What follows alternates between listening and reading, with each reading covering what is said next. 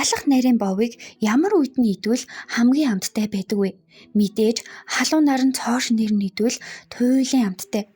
Гэхдээ амьдралын хэм маяг болон бусад асуудлуудаас шалтгаалаад шууд халуун нарийн бов олж идэнэ гэдэг бага зэрэг асуудалтай. Гэхдээ энэ асуудлыг Ями-Ямигийн хамт олон шийдвэрлэж чаджээ. Тэд далах нарийн бовыг шарж болголгүйгээр буюу хөлтүү бэлтгэц байдлаар нь гаргаж байгаа бөгөөд та хүссэн газартаа хөрвүүлж аваад гэртээ далах нарийн бовоо цоо шинээр нь шарж болгоод идэх боломжтой болсон байна.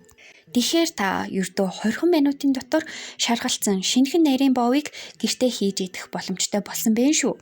Та бүхэн сэтгэлээ шингэн үйлдвэрлэсэн маш гайхалтай нарийн бовны бэлтцийг авахыг хүсвэл Yami пэйж хуудастай холбогдоорой. Япон улсын Токио хотод 55 настай Норихиро Такахаши өөрийн эхнэр болох 52 настай Кимие Такахашигийн хамт амьдардаг байж гин. Тэд хүү охин хоёртой. Хүүхдүүд нь тусдаа гарснаас хойш хосууд хоёулахна амьдрах болсон ч хүүхдүүд нь өдөр болгон шахуу аав ээж лугаа залгаж мэндийг нь мэддэг байлаа. 2024 оны 1-р сарын 16-ны өдөр хосуудын хүү аав ээж хоёрынхоо мэндийг мэдхээр залгсан боловч тэд уцаа авсангүй. Хүүгийнх нь хувьд аав ээж хоёроо гадагшаа гарсан бололтой хэмээн бодоод нэг их санаа зовоогүй бөгөөд маргааш залгая даа гэж бодоод зүгээр л орчихсон. Ингээд маргааш нь дахин залгсан боловч тэд мөн л уцаа авсангүй. Тэрний маргааш нь ч бас уцаа авсангүй. Бүхэл бүтэн 3 өдөр уцаа авцгаагаагүй учраас хүүхдүүд нь айж эхэлсэн ба 1-р сарын 18-ны өдөр хүүн төрсөн гэрлүүгөө очиж аав ээжигээ шалгахаар болж очисон боловч гэрт хийнж байсангүй. Уул нь бол хүүгийнх нь очисон цагаар аав ээж нь заавал гэртээ байж байдаг бөгөөд нэг бол зочны өрөөндөө ярилцаад эсвэл ээж нь хоолоо хийгээд л гал тоогондоо зогсож байдаг. Тэглээч тэд өөр тийшээ явхаар болвол заавал хоёр хүүхэдтэй залгаж мэдэгддэг байсан. Хүүн төрсөн гэрээ шалгах явцдаа шалан дээрээсээ мэдэгдэхүйц хэмжээний цусны толбнуудыг олсон бөгөөд байдал нэг л биш байна гэдгийг шууд ойлгосон тул цагдаа дуудсан. Цагдаа нар ирэхээс өмнө хүүн итгэл найдвараа алдахгүй байхын тулд аавынхаа ажлын газар руу залгаж түүний талаар асуухад 1-р сарын 16-ны өдрөөс хойш ажилдаа ирээгүй болохоор бид ч бас гайхаж байна гэх л хариултыг сонссон. Цагдаа нар ирээд Такахашигийн гэрийг тэр чигтэн шалгасан боловч гаднаас хүчээр нэвтэрсэн эсвэл хулгай дээрэмд өртсөн гэх ямар ч шинж тэмдэг байсангүй. Харин шалан дээр үлдсэн байсан цусны туслууд нь гэрийн эзэдийн дэн инхээтэй таарч байсан бөгөөд эдгээр туслууд нь цусыг угааж арилгах үед үлдсэн болох нь тогтоогдсноор Такахашигийн хосууд зүгээр нэг алга болоогүй гэдэг нь нэг ёсондоо тодорхой болчихсон байдаг. Яг уу цусны толбнууд илэрсэн ч гэсэн хосуудын цогцос нэг нь толдоогүй учраас цагдаа нар ихний таамаглалаа дэвшүүлсэн нь тэднийг хүнд тулгаалгдсан гэх таамаглал байлаа. Ингээд тэдний эрлийн ажиллагааг эхлүүлэхийн тулд Такахашигийн хосуудын амьдралыг тэр чигтэн судлаж эхэлсэн. Нөхөр Норихиро Такахаши нь нэлээд чинэлэг нэгэн байсан бөгөөд хотын хамгийн хүл хөдөлгөөнтэй хэсэгт 500 мянган $5 үнэлгээтэй барилга эзэмшдэг. Барилгынхаа нэг давхурт маш сайн орлоготой баар ажиллаулдаг байсан. Өмнө нь хүүтэйгээ хамт бизнес эрхэлдэг байсан боловч муудалцсны улмаас хоёр тийшээ болцгоосон. За яг энэ сэжүүрээс болоод цагдаа нар энэ хэргийн анхны гэрч болсон Такахашигийн хүүг аавда ууралсан уурандаа мөнгөний төлөө аав ээжтэй ийм муухай зүйл хийчихсэн юм биш үстэй хэмээн сэжиглэж шалгаж эхэлсэн бөгөөд хүүгийнхэн талаар маш нарийн судалж эхэлсэн. Гэхдээ хүүн ээлжийн ажил хийдэг байсан учраас 1-р сарын 16-наас 1-р сарын 18-ны өдрийн өглөө хүртэл тасралтгүйгээр ажиллаа хийж байсан болох нь хяналтын камерын бичлэгээр батлагдсанаар цагдаа нар энэ хэргийг ахаад эхнээс нь шал өөр байдлаар шалгах нь зүйтэй юм байна хэмээх дүгнэлтэнд хүрч Такахашигийн гэрт үзлэг хийхээр үнэрч нохтыг авчирсан. Яг үнэндээ энэ нь зөв алхам байсан юм. Тэглээч цагдаа нарыг ахин очих үед гэр нь тэр чигтээ маш хач үнэртэй болчихсон байсан. Үнэрч ноход хосуудын үнэрийг үнэрлэж гэрт нь орж ирмэгцээ тэднийг гэрийнхэн шалан дор байна гэх дохиг өгч байсан ба гайхсан цагдаа нар шалыг ховхлоод хартал тэдний мдээгүй байсан жижигхэн зойрны нүхэн дотор уутанд битүү ороосон Такахашигийн хосуудын цогц нь гараад ирсэн. Тэгэхээр энэ бүх хугацаанд цагдаа нар буруу хайлт хийгээд байсан гэсэн үг. Нөхөр Норихирогийн 8 удаа, эхнэр Кимиегийн нийтдээ 10 удаа хутгалж хөнөөсөн байсан бөгөөд задлан шинжилгээгээр сургаггүй алга болсон хэмээн үзэгдээд байгаа 1-р сарын 16-ны өдрөө амиа олцсон болох нь тодорхой болсон. Цагдаа нар эхлээд энэ хэргийг хэрэг хүн хулгайлгдсан хэрэг байж болзошгүй хэмээн шалгаж байсан да. Харин зогцсон олцсон учраас шуудхан л хүн амины хэргийн мөрдлөгийг эхэлсэн ба гэрчүүдийг хайж олох ажлыг хамгийн түрүүнд хийж хэрэгжүүлж хөршүүдээс нь ямар нэгэн байдлаар дуу чимээ сонссон эсхийг мөн хосуудыг хамгийн сүүлд хизээ харснаа хэлж өгөөч хэмээн гуйснаар хөршүүд нь тэдэнд гэрчилж өгцгөөсөн. Хөршүүдийн хэлж байснаар бол Норихиро Такахашиг 1-р сарын 16-ны өдрийн 16 цаг 30 минутад хамгийн сүүлд харцгаасан байсан бол эхнэр Кимиег нь 16 цаг 45 минутад харцгаасан байлаа. Мөн хөршүүд нь тэдний гэрт маргаан болоод байгаа дуу чимээг сонссон болохооч бас хэлж өгсөн. Тэгэхээр тэд алуурчдыг өөрсдөө гэртээ оруулаад маргалтаж байсан байж ч бас магадгүй юм. Харамсалтай нь хинтээ маргалцсныг нь яг үнэндээ мэдэх арга байсангүй. Такахашигийн хосуудтай ус хонцонтой эсвэл маргалцсан ямар ч хүн байгаагүй ба тэд бизнесээ хуулийн дагуу удирддаг, ажилчдаагаа ч бас нэлийн өгөөмөр хандаж харьцдаг хүмүүс байлаа. Азар тэдний гэрийн хаалгыг бараг л бүтнээр нь шахуу хардаг гудамжны хяналтын камер яг байдаг болж таарсан бөгөөд хэрэг үлдэгцэн байж болцсошгүй цагт буюу 16 цаг 30 минутаас 18 цаг 30 минутын хооронд Такахашигийн гэрт үл таних эрэгтэй эмэгтэй хүн хоёр орж бас гарсан болох нь бичигдэн үлдсэн байлаа.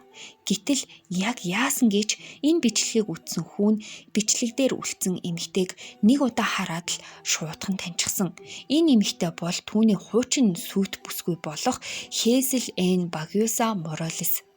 Хезл Моралес нь 1994 онд Филиппин улсад төрсэн Филиппин бүсгүй бөгөөд Такахашигийн хүүтэй сүй тавьсан байсан хэдий ч энэ гэр бүл түүнийг гэр бүлийн гишүүнээрээ хүлээж авахыг хүсээгүй.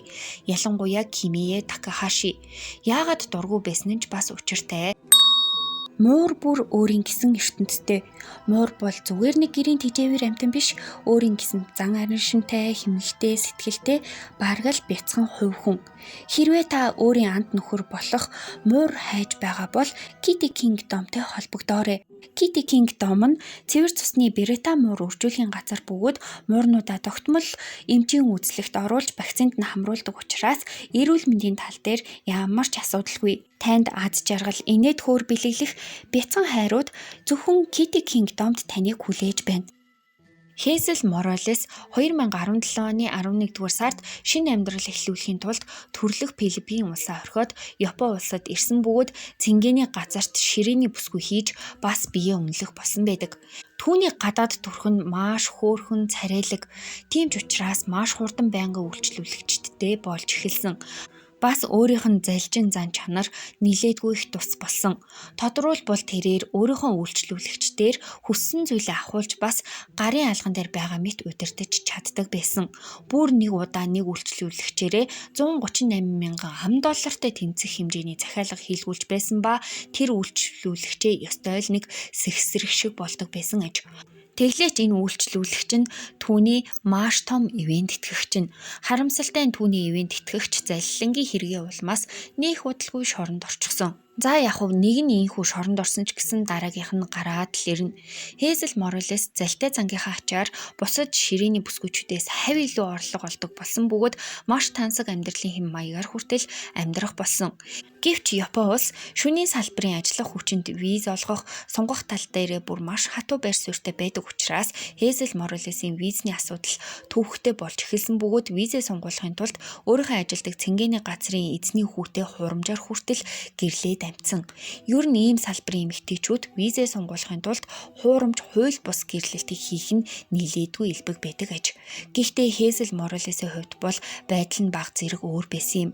Тэрээр хуурамч нөхрөөсөө жирэмсэн болж энэ тухайга түүнд хэлсэн боловч ерөөсөө итгэж хүлээж авч өгөөгүй.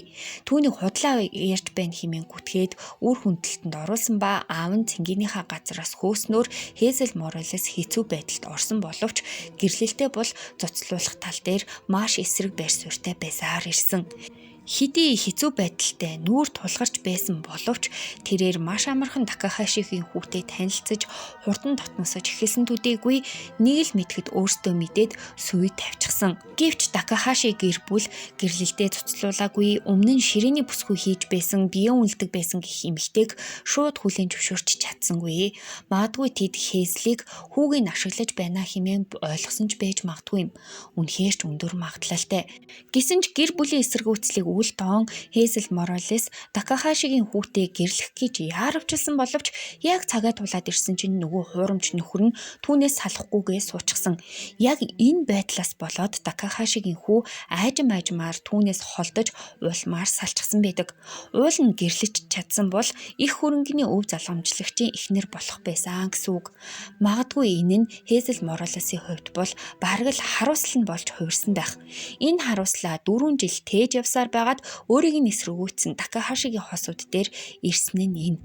Тэрээр Такахашигийн хүүтэй хамт гэрт нь ирж байх үедээ хаалганых нь нууц дугаарыг аль хэдийн цээжлээд амжчихсан байсан учраас хаалгыг нь эвдэх шаардлагагүйгээр Такахашигийн гэр бүлийн гэрлүүн шуудхан л яваад орчихсон.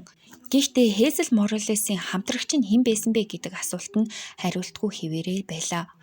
Азар Япон улс Хяналтын камерын эх орон болсон газар учраас Хейзлийг болон түүний хамтрагчийг нэг удалгүй олж тогтоосон ба Хейзлийг баривчлагдсны дараа өдөр нь түүний хамтрагчийг буюу 34 настай Брайан Жефферсон Лизинг Дела Крузыг олж баривчилсан боловч тэд бие биенээ танихгүйгээд зүтгээд суучихсан. Гэхдээ энэ байдал нэх удаа үргэлжлээгүй бөгөөд цагдаа нарын шахалтанд ор Дела Круз хэрэгээ хүлээсэн байдаг.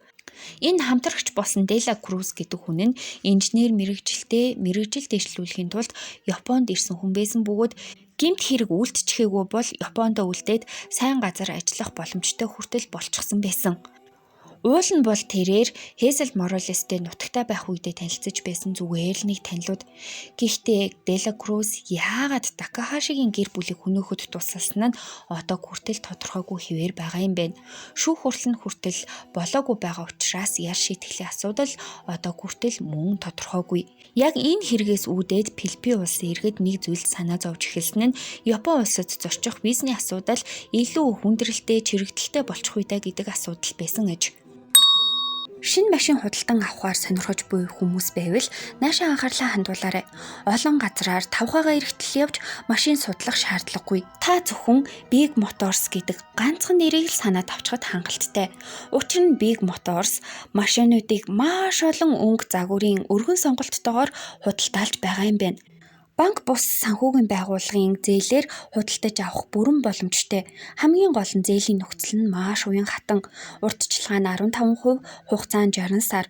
Орлого нотлох шаардлагагүй. Зээлийг тань ердөө 30 минутын дотор шийдээд өгнө. Та эднийхтэй холбоо барихыг хүсвэл 75 75 75 75 буюу 4 удаа 75 руу залгаарай. Энэ удаагийн маань хэргийг хүрээд өндөрлөж байна. Таалагдсан бол лайк дараарай. Сувгийн маань дэмжээ subscribe хийгээрэй. Баярлалаа. Баяртай.